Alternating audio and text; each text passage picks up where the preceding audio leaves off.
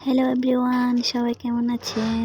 আমি তেমন একটা ভালো নেই, কারণ আমাদের দোকানে কোনো বেচাকেনা নেই, তাই এটা সেটা বানাতে থাকি সব সময়। আজকে বানিয়েছি গজার প্যাকেটগুলো তৈরি করছি। কখনো কারোর সাথে শেয়ার করি না, এই প্রথম শেয়ার করলাম।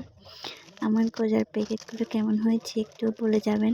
আর আমার হাতে বানানো এই গজা খেতে চাইলে অবশ্যই আসতে হবে আমাদের দোকানে। কথা বলতে বলতে আমার প্যাকেটগুলো প্রায় শেষের দিকে, মানে বানানো শেষের দিকে। এগুলা আমি এরপর টাঙানোর ব্যবস্থা করব। এই যে একটা একটা করে টাঙাবো এখন। একটা একটা করে টাঙাবো না, একটা শিকলের মধ্যে একটা একটা করে গেঁথে নিব, যাতে টাঙাতে সুবিধা হয়।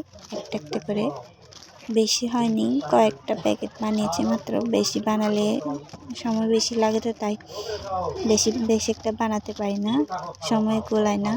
যেহেতু সকাল সকাল ওতে রান্নাবাটি করতে হয়, আর বড়ের জন্য খাবার দাবার তৈরি করে আমারও খাওয়া দাওয়া শেষে দোকানে আসতে হয়, তার জন্যে বেশি বানাতে পারি না।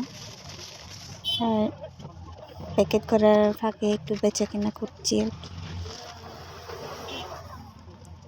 যে আমার প্যাকেট বানানো শেষ। আমার ভিডিও ভালো লাগলে পাশে থাকবেন, সবাই সুস্থ থাকবেন, ভালো থাকবেন। দেখা হচ্ছে পরের ভিডিওতে। টাটা, বাই বাই সবাইকে।